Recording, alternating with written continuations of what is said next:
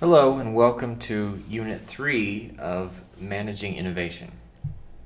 This week we're going to discuss the role that innovation plays as organizational strategy. And part of the discussion with regard to innovation as strategy will involve some of the challenges and some of the techniques that we experience, that we use to build an innovative organization. Many organizations will consider innovation to be one of the kind of crucial strategic elements that company needs to incorporate into the overall strategic landscape of the company, but don't have a clear plan for building that into the culture of the organization. So we're going to discuss this week, we're going to discuss some of the ways in which executives and managers can start thinking about innovation as a strategic element.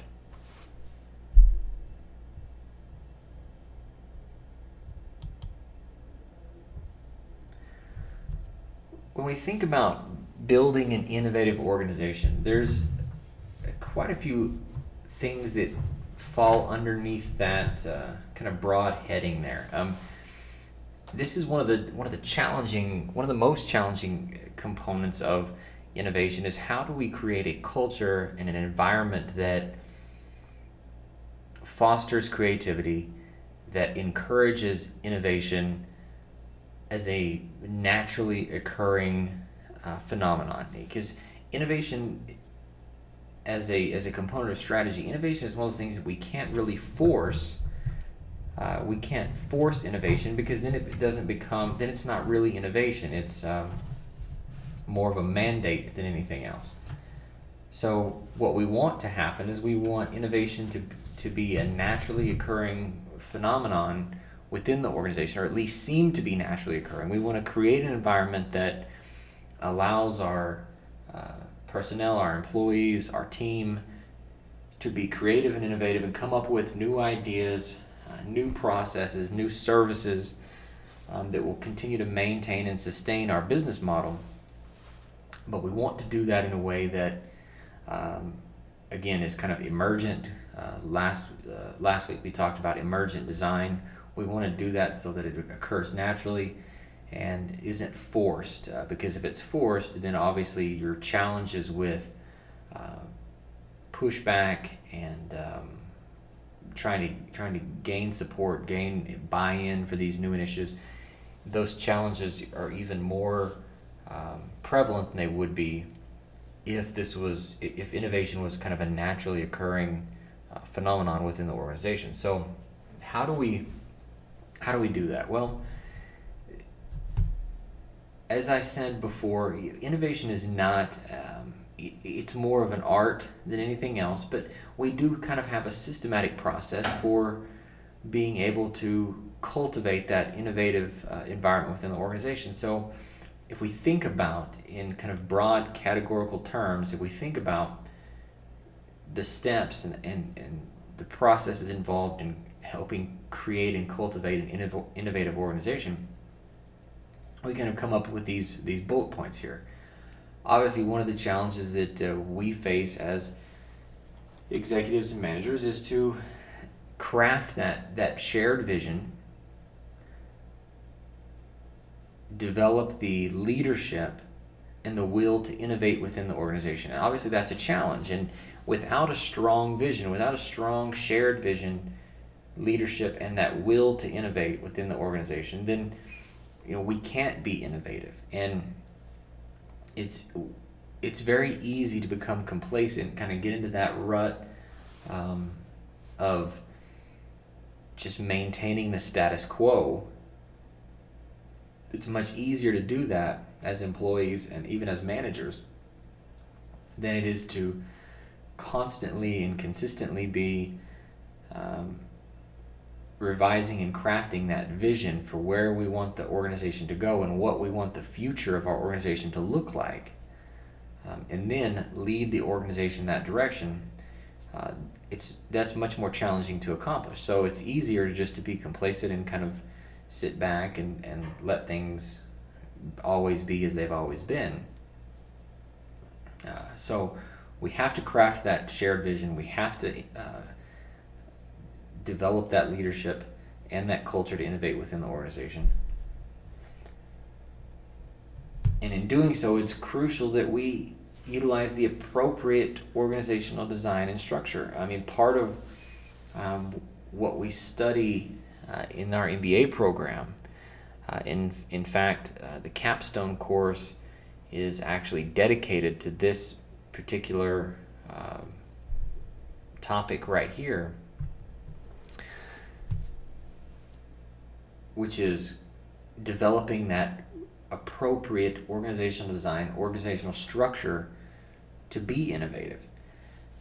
We often forget how important it is to have the correct, or I don't want to say correct, more appropriate design for fostering an innovative organization, because so much of how the organization functions in terms of efficiency, in terms of creativity, so much of that is related to how our organization is set up, how it's designed. What does the hierarchy look like? What is the, in terms of an organizational chart, the hierarchy, the design, the process functions, how is that organization structured? And if we're using an inappropriate or just a wrong design for what we're trying to accomplish, then we're not going to be innovative. We're not going to create that culture, that environment of creativity and innovation. So if we can craft this vision, put together the correct or the appropriate organizational structure, from there, obviously, we've got to be able to recruit and train the right people. This is imperative. I mean, this is crucial to being innovative. We've got to have the right people in the right departments, the right systems, the right processes, so that those people become either the idea generators or the executors, the folks that actually follow through, the doers, so to speak. And everybody has to, within the innovative organization, everybody has to play their appropriate role. I mean, everybody's got to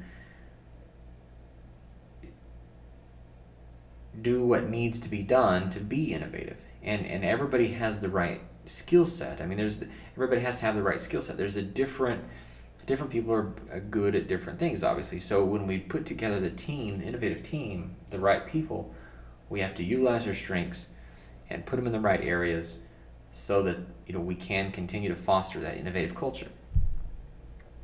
And part of, once we have those people, obviously we've got to develop that team. We got to develop those effective, innovative organizational teams so that they're high functioning and they're able to pull together new ideas, execute on those strategies to implement those new ideas and ultimately benefit the organization. We want to encourage high involvement. I mean, innovation, the innovative organization it doesn't operate in a vacuum. And this is kind of a common mistake that we make when we try to force innovation. We think that it should just take place in a vacuum. We might set up a department, an R&D department that is just dedicated solely to new ideas and new processes, and give them a budget and kind of put them over here in the corner and let them tinker away. Well, if we don't encourage high involvement across the entire organization, if we don't get multiple departments, people across the organization involved, then we might not be able to fully realize or fully implement those new and innovative ideas, because other folks within the organization will look at it as like, oh, that's just a new R&D thing, it doesn't involve us, we're not part of that. And that you won't have that multi-level buy-in that you need for innovation to truly be um, part of the entire organization.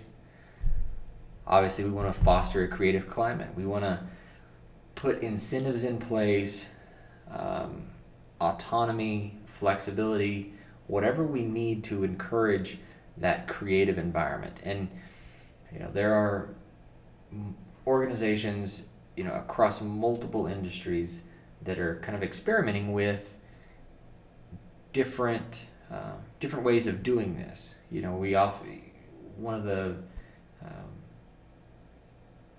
ideas that we often hear about now, kind of out there in the industry, is this 20% time. Allowing employees to spend 20% of their time during the week or during the month dedicated to a project of their choosing. And even if it has nothing to do with their normal job duties, as long as they're allowed to work on it on the job during work, as long as they share those ideas with their team or their supervisor at the end of the month, or whatever it might be. Well, what this does is it gives people within the organization a chance to spend time working on something that might benefit the company during work hours, as long as they can share those ideas with at their next meeting, staff meeting, whatever it might be. What have they been working on as part of their little pet projects?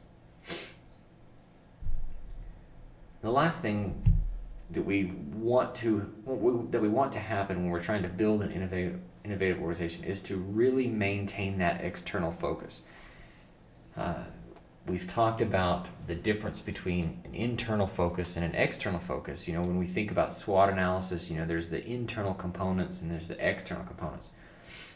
The S and the W in SWOT analysis, the strengths and the weaknesses, that's an internal assessment. We look at our own organization internally and we think, okay, these are our strengths internally, these are our weaknesses internally. The O and the T, the opportunities and threats component of a SWOT analysis, is the external environment.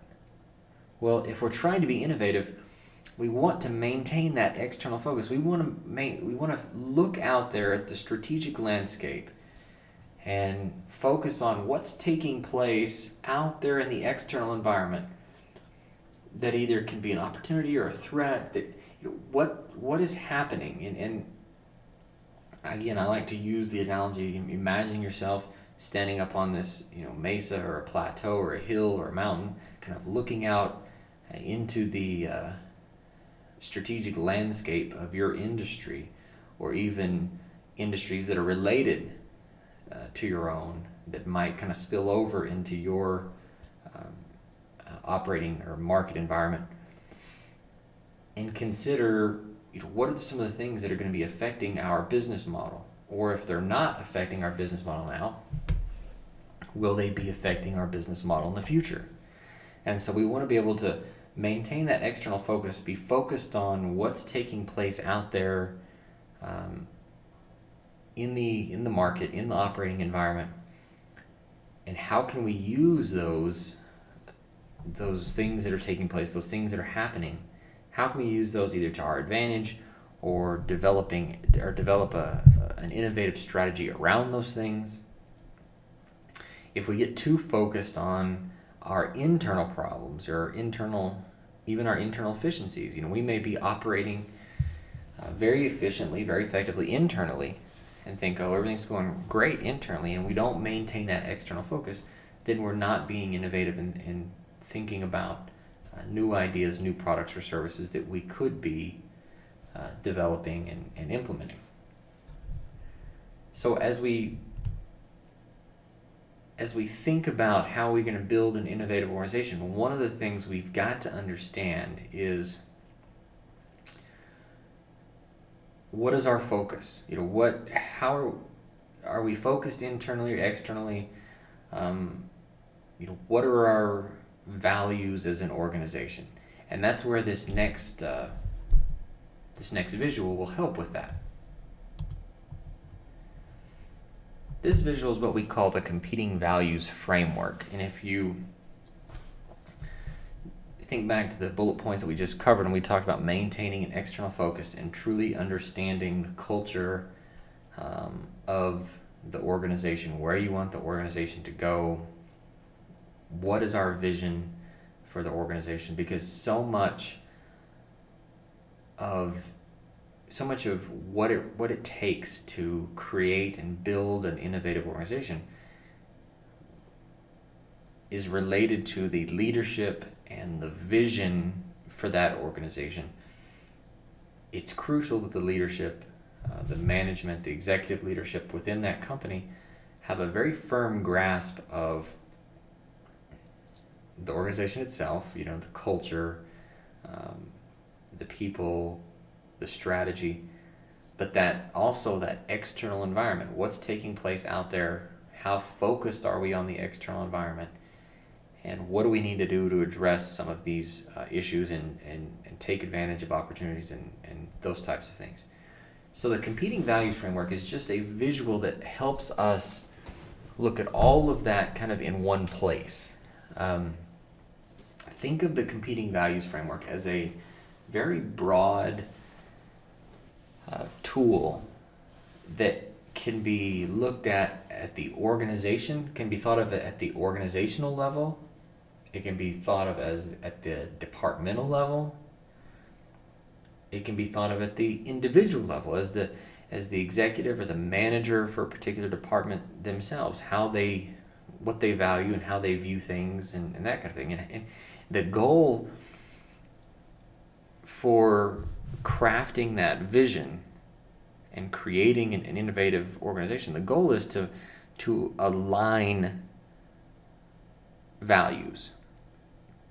Because if you're the CEO of an organization and you're trying to create a vision, and you're trying to encourage leadership for the entire organization that aligns with innovation and new ideas, creativity, external focus, that kind of thing. If you're trying to craft a vision for your organization and you're doing it at the organizational level, and then you realize that at the departmental level, different levels within the company, you've got managers, middle managers that have a vision for their department or have a vision for, or a management style or a focus for their department that doesn't align with the vision of the entire organization, then you're going to have problems. If you're trying to craft or trying to create a vision for an innovative company, to be innovative and competitive in the market and dynamic and adaptable and whatnot, and you're trying to do that at the organizational level, and you realize at the departmental level you've got middle managers that don't have that same vision, that same focus, then you're not going to be able to execute that strategy. So the competing values framework is something that we can look at the organizational level. Then we can go back and we can look at it at the departmental level, at the individual managerial level, and make sure that all of those values align. And so I'm going to explain what the framework is first, and then you'll be able to see how it really ties into what we're trying to do as executives. The competing values framework, basically what we know is that organizations kind of operate on two planes, if you will. This plane, this dimension right here, the internal versus external focus. Organizations or departments within an organization, or managers within an organization, individuals within that organization can either have what we refer to as an internal focus or an external focus. Either the organization can be focused internally on its people, very specifically on its personnel, on its people, on its employees, on their wants and needs and that kind of thing, or in the internal environment. Otherwise, the S and the W of the SWOT analysis. We can be focused entirely on our internal strengths and weaknesses, our people, our personnel, that kind of thing. Or we can be focused, have an external focus as an organization. We can be focused on the external environment, the organization as a whole, the opportunities and threats out there in the industry. And while out here, obviously, you're kind of two extremes. We're saying, well, you either focus completely out here on your people internally, your strengths and weaknesses internally, or you focus completely out here externally on the company itself as a whole, the external environment, the industry itself as a whole. Or you can fall anywhere along this plane. You might try to find a balance as an organization. You might have both a little bit of an internal focus and a little bit of an external focus. You might be perfectly balanced right here. Now, the important thing to recognize here is that it's not that either one of these is right or wrong, or better or worse than the other. There are industries, there are businesses out there whose operating model, whose business model requires that they have an external focus more so than an internal focus. If you're trying to be an innovative organization, obviously if you operate in the technology sector, if you're building computers or software or whatnot, you've got to be focused on the external environment because you've got to be innovative. You've got to be aware of what's taking place out there in the market. Your core business is innovation more than anything else, and so we've got to maintain that external focus. And there are companies, there are businesses out there that whose model requires that they have an internal focus as well. If their core strength is their people, their relationships, and maybe sales organizations or something like that, then they might have to have more of an internal focus. But the point is, as an organization and as managers and executives and departments, we can have a focus that falls anywhere along this plane. We might be more focused externally over here, or we might be more focused internally over here, or we might find a balance right here in the middle. Every organization is going to balance somehow with regard to strategic decisions, with regard to new projects, with regard to just general operating strategy, whether you're going to focus more externally or more internally. And there's going to be a balance and kind of a back and forth along this plane.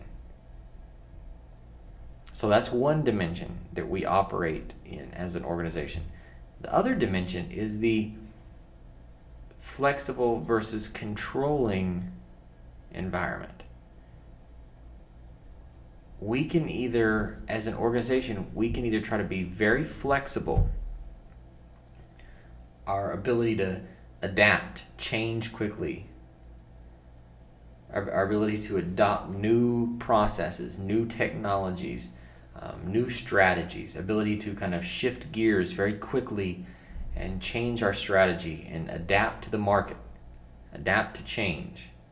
Or we can be very controlling and have a very high level of control for both our people, our organization as a whole, a very high level of control with regard to decisions that are made, with regard to changes in strategy and things that we need to do to operate.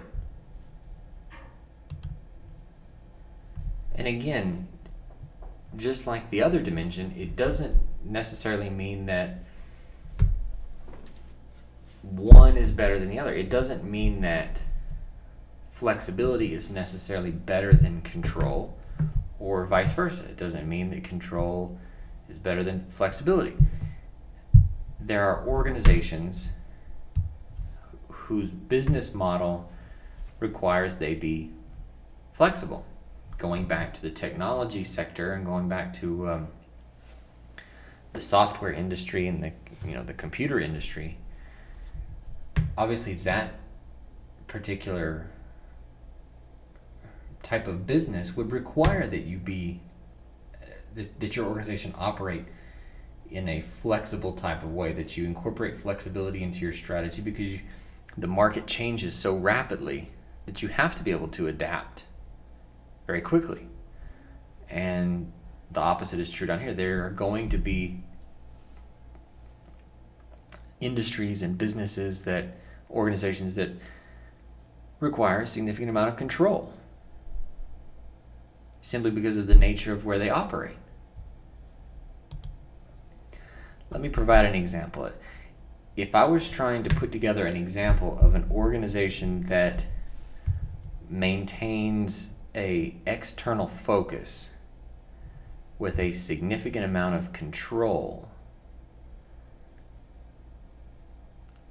I would automatically assume that, okay, we're thinking about an organization here. As an organization, I need to come up with an example of an organization that has a focus on the company or the organization as a whole, rather than the individual people, the individual groups or teams or people or parts kind of making up that whole. The primary focus is the organization, the vision as a complete and whole system, and requires a significant amount of control for the people and the processes involved in the organization. So that organization would be out here in this quadrant in the way in which they operate and develop strategy and whatnot. Well, the best example for this is the United States military. So the United States military is an organization like any other, comprised of different divisions. Obviously, you have the Army, Navy, Air Force, Marines. But if you were to look at the U.S. military as a whole, or even take one of those divisions, look at the Navy or the Air Force, and assess the values and the operating environment of those particular divisions or organizations, I mean, you could start with the U.S. military as a whole. Obviously, the United States military is an organization, and it's going to have strategy, it's going to have a vision, it's going to have goals and those types of things. But the military itself, almost by its mere nature of how it must operate, requires that it have an external focus. It has to focus on the external first, the mission first, the goal first, the objectives first. And in addition to that, because of the operating environment of the military, and because of what the military, the goal of the military, and what and the environment in which that they must function, obviously that requires a significant amount of control. We can't have just complete autonomy within the military and allow people in the military to make whatever decisions they choose at whatever point that they choose, and just be autonomous and flexible and do what they feel like doing. There is a significant amount of control, very structured hierarchy within the military, and it has to be that way for a reason. Obviously, for national security and for safety and for accomplishment of objectives. And you'll see that within that external environment, I mean, if we have a significant amount of control but limited external focus, then we're going to operate kind of right in here and focus on these types of things. If we have more of an external focus and less control, we're going to operate here, or you're going to find a balance out here. So these kind of pie wedges, these slices here, kind of tell us what our focus, what our goals, what we're trying to accomplish.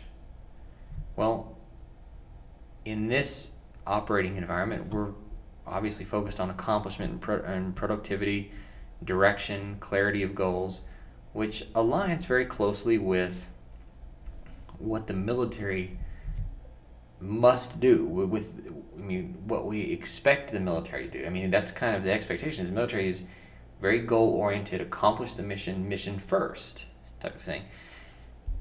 This right here, this rational goal model, is kind of a theory for decision making. Each one of these, open systems model, human relations model, internal process model, rational goal model, each one of these is a theoretical model that is used for decision making. Rational goal model is very quantitative in nature, very numeric, numbers based. We look at what do the figures tell us. In the terms of the military, figures would be things like what is the probability of success of the mission? What do we expect the casualty rates to be? What is the cost of this project? If it's a new weapon systems, if it's a budget proposal with Lockheed Martin to design a new type of airplane, what's the cost? Do the benefits outweigh the cost? Very much a cost-benefit analysis type of approach to decision making. And the ultimate goal, and we kind of move out this direction here, the ultimate goal of this operating environment is maximization of output. And so this right here, this simple tool, even though it looks complex, this simple tool just helps us understand what we're trying to accomplish. It helps us understand our focus. As leaders, as executives, as managers, if we're able to understand our focus, we can take this tool and we can kind of assess different departments within our organization, managers, and make sure that our vision all align. You could be again, the example of the military. You could be the Secretary of Defense and sit down and look at what are your goals for the military, obviously, and then you could go to each branch of the military, Army, Navy, Air Force, Marines, and do the same thing with the commanding officer of that branch, and they could go a step further and do that with each one of their departments. And if all of these things align, which in the case of the military they obviously probably will, then we can start developing strategy for crafting and kind of following through with our innovative strategies. So that kind of summarizes this quadrant here. Let's look up here in this quadrant. I've used the technology example quite often. If you think of some technology companies like Google, companies like Facebook, because of their operating environment, again, they're pretty much required. They have to have an external focus. They've got to focus on the industry itself, what's changing, what's new. They've got to focus on the goals of the organization first. Google wants to be Google, obviously, and focus on the success of the organization and their mission and their vision and what's taking place out there in the environment. But they also have to have a significant amount of flexibility. The organization has got to be flexible because if it is such a rapidly changing environment, the organization like Google or Facebook or Twitter or some of these other tech companies or software companies, whatever it might be, Apple, Microsoft, there has to be a significant amount of flexibility because they've got to be able to change and shift gears and adjust their strategy according to the operating environment, and it changes very quickly in that industry. So if you look at the goals or the focus for those organizations, obviously innovation, adaptation, growth, resource acquisition. This is a great example because one of the kind of standard strategies for these types of companies is to acquire their competitors. A new tech startup will have all kinds of talented people start up a new company and start working on a project, and the larger companies like Facebook, Google, whomever will come and buy the whole company simply for the people. Simply for the resources. Great example is Instagram. Facebook acquired Instagram in, I believe it was 2012, for $1 billion with a B. Instagram as a company was a small startup company that had only been in business for about a year, 300 and some odd days, 350, 360 days, something like that. It was about a year. So Instagram went from nothing, not even a company that didn't even exist, from zero to selling to Facebook for $1 billion with a B in less than a year. Well, the company was acquired for the resources. Facebook acquired Instagram because of the resources, the technology that people were obviously integrating with Facebook, their pictures, the talent that was at Instagram. And so those are that's kind of the focus, the values of those organizations. Innovation up here, growth, resource acquisition. And so you'll see this open systems model for decision making. You've heard of open software and open systems. It kind of goes hand in hand with the technology industry, the open systems model for decision making. And so as we push this on out, you'll see that the focus for those types of organizations are obviously going to be expansion, change, new ideas, new services, that type of thing. And then we can do the same thing over here for organizations that have to focus on the internal environment, the people, human resources. A great example over here would be many volunteer organizations. You might come out here and you might put an organization in like the Blue Cross. Not Blue Cross, the Red Cross, I'm sorry. I was thinking of the insurance agency. That they wouldn't be over here. The Red Cross. I was about to say Blue Cross Blue Shield, which obviously wouldn't fall out here. But the Red Cross, volunteer organization, needs volunteers, needs people, needs high levels of commitment and morale, needs participation from volunteers, organizations, other localities. And so their goal, obviously, for decision making is to use the human relations model for decision making and ultimately work towards development of human capital, human resources. The United Way, again, the Salvation Army, the Red Cross, all of those would be great examples of organizations that would operate out here in this quadrant of the competing values framework. So, and the last is true here again of the organizations that focus on the internal environment and control, a lot of information management organizations that require high levels of stability and control. Great example of this, an organization that would operate right here in this particular quadrant would be the IRS.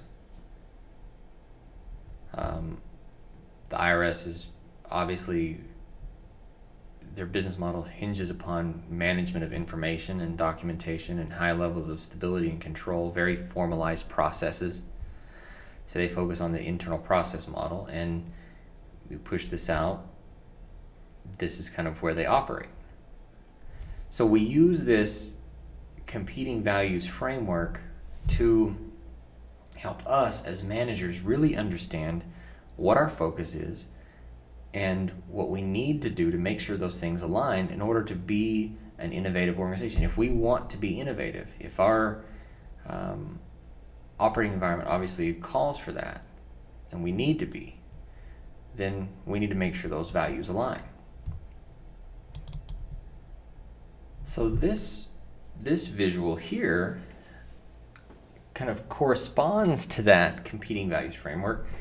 It's a little bit different because it helps us, we take that competing values framework that we just saw, and then we start to look at the leadership roles. Because remember, that first bullet point item that we talked about, that was important when trying to develop an innovative organization was crafting a vision and leadership for the organization. So if we're in the process of putting together a vision and trying to understand the leadership roles within the organization, this graphic, this tool that ties to the competing values framework helps us understand what the leadership roles should be within the organization and those respective departments. Because remember, we're trying to use the appropriate organizational design, the structure of the company, align that with a vision for the company, and then build up the leadership within the organization the right way so that we can focus on innovation. So if our organization, if our company is operating here within this quadrant out here, if we're a technology company, if we're focused on change and creativity and new ideas, we know that those leadership roles, they're going to have to play the role, folks in leadership, in a leadership capacity within the organization, they're going to have to play the role of a broker or an innovator and focus on these skills. These are the skill sets that we need to focus on when trying to put together those key individuals. Again, if we look back to that first slide, the first bullet point when we talked about recruit and train key individuals, well, we need to be able to find and train folks with these skill sets and when they need to focus on these skills. Or if we're operating down here in this environment, we need to focus on these skills. Same is true here. Same is true here. If we use the examples of all of those companies that we just talked about, Google or Facebook, obviously they're operating here, so these are the things that they focus on. The military, focus here. The IRS, the Red Cross or the United Way, focus here. So our organizational design, structure, what we're trying to accomplish, we have to understand the roles that leaders within the company are going to play, and that's what this visual helps us do. So we want to make sure those leadership roles align with everything we've just been through when we're assessing values based on the competing values framework. So as we begin to develop those leaders and recruit and train those individuals, and we start putting them into the roles, those leadership roles, to help foster innovation within our organization, we start looking at their traits. Obviously, we want folks who are bright and alert and intelligent, but there's something to be said for the difference between IQ versus EQ. And if you know, obviously you know what IQ is. When we refer to standard intelligence testing, we think of the IQ test. But there's also what we refer to as emotional intelligence, the ability to handle pressure and stress, the ability to work with people and use your charisma and energy to be an effective leader, the ability to read people and handle situations well, emotional intelligence. So we want to have that right balance of those. We obviously want somebody who's going to seek responsibility and help take charge, because we don't want to put a leader in as part of our team that wants to move away or doesn't want responsibility. We obviously want somebody who's very skilled in their task domain, and if we're looking for somebody who's going to be a good team leader for a programming group, I mean, if we obviously want somebody who can program. We obviously want them to be administratively and socially competent, energetic, active, and an effective communicator. And these are kind of obviously common sense things that we think of as traits of an effective leader. But these are the skills that we begin to look at for putting people into place that can help foster that innovative and creative environment. Then we begin building those high-performing teams. If we've got the vision aligned, and we've got alignment within the organization, throughout the organization, in terms of the vision. We've got leaders based on those leadership roles that align with the vision. We've got leaders with the traits that we just discussed in place. Then we begin building those high-performing teams. And we want our teams that are dedicated to innovation and projects and new ideas and implementation. We want them to have clearly defined tasks and objectives. We've already taken care of the leadership component. We want to have a balance of those roles to match their skills. We've talked about that. We've got to implement some type of conflict resolution processes. If we don't have effective conflict resolution processes, then obviously our team is going to run into some challenges, because every team is going to have some level of conflict.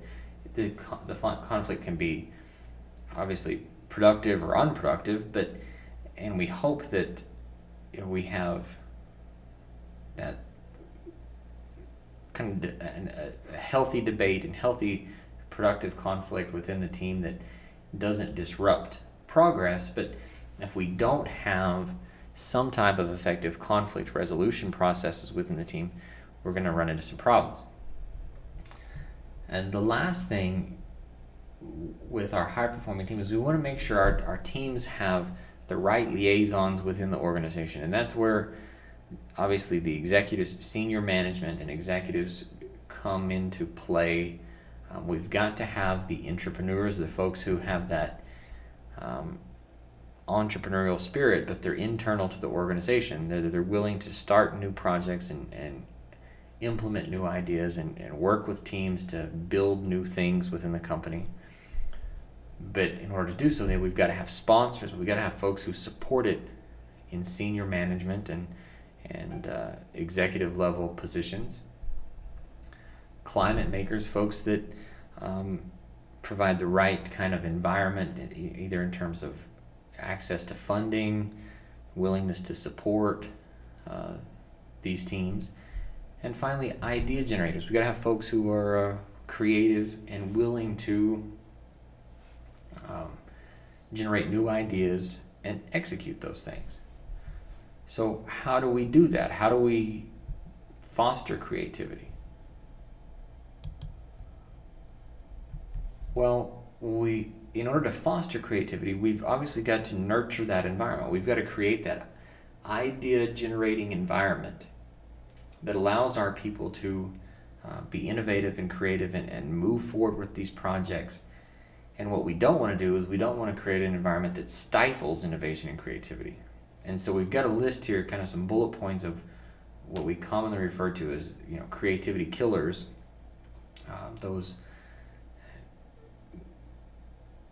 These processes, internal bureaucracies or rules or whatever it might be, that just stifle innovation and ultimately end up in a culture that is not creative. And so these are the things we want to avoid.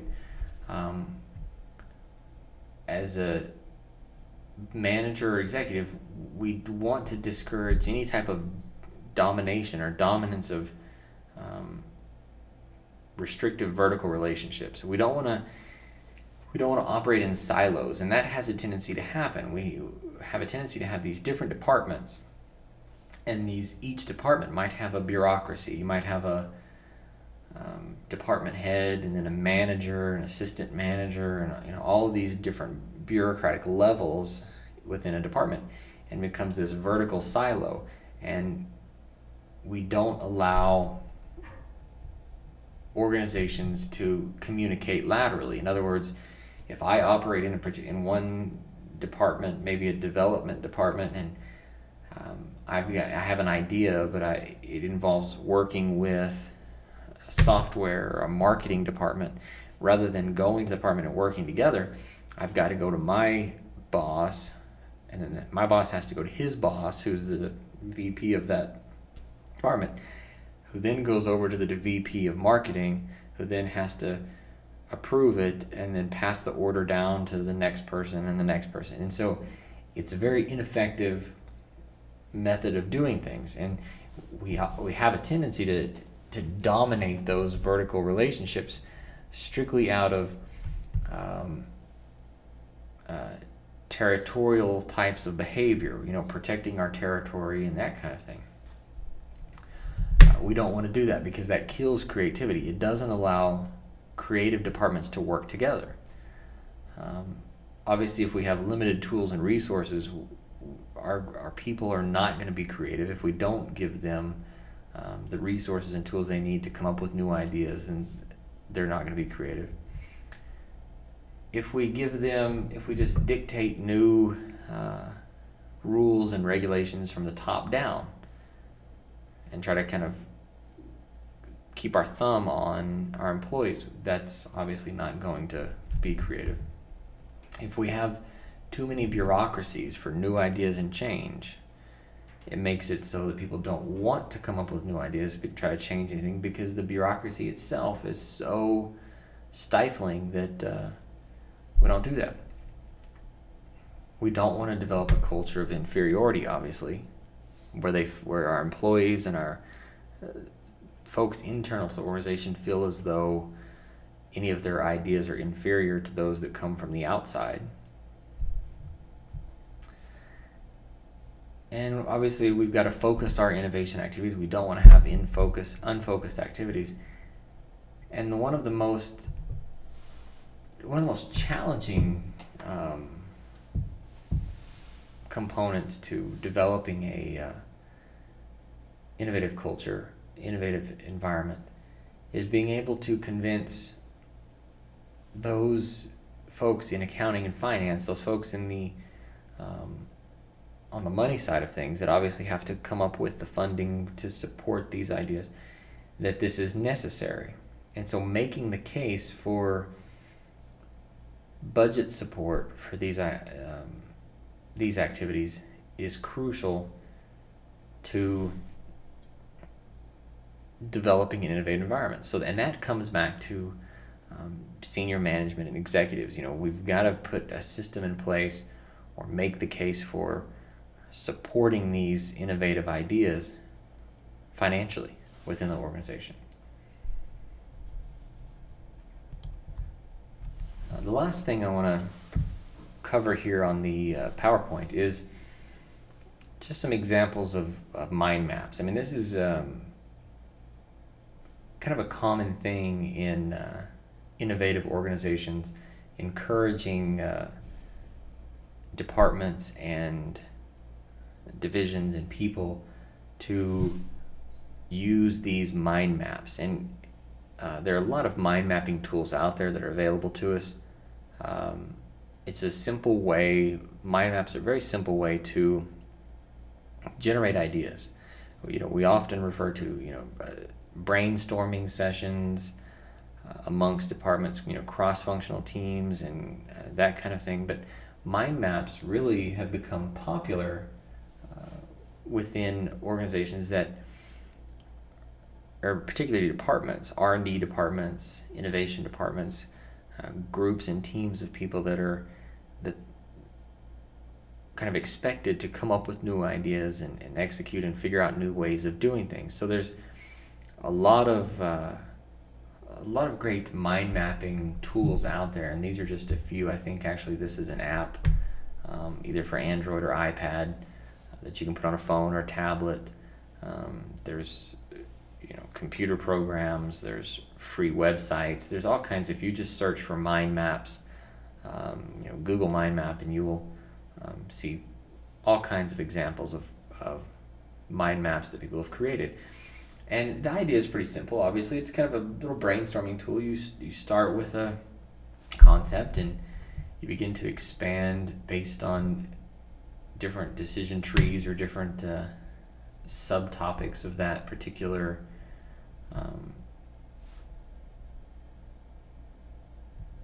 category or whatever it is that you're trying to map out. And each one of these subtopics could become its own mind map, and you can just see how this continues to expand and expand, and it's just a way to generate ideas. So as we develop our teams and try to put our teams together and encourage them to come up with new ideas, this is just one of the tools that we can use. There are a lot of ways to generate ideas and to encourage our folks to be innovative. The important thing is that we not only encourage them to be innovative, but we support them in the follow-through, in the execution of those innovative ideas. Once we've scanned the environment and developed and generated some new ideas or some new possibilities, then we select those, obviously, and if we want to follow through, we select the ones that we want to follow through that align with our vision, and then we begin the process of trying to follow through and implement these ideas.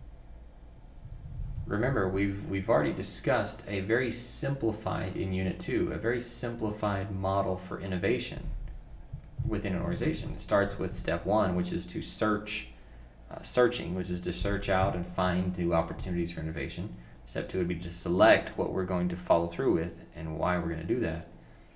The third step is to implement, and the fourth step is to capture value from it. So as part of the searching step or searching element of innovation, using mind maps for idea generation is a great tool to do that, because what we're doing here is we're searching out new ideas that are developed internally with our own people. They're developing new ideas, and we've got to have obviously a process to get those ideas to the people that are the decision makers, so we can determine if we move to step 2, which is to select that idea for implementation. But we've got to start with ideas and recognizing those opportunities to innovate. And the mind maps and mind maps for idea generation are a great tool to use for that. So this concludes Unit 3 for managing innovation, and we will continue forward with Unit 4 next week.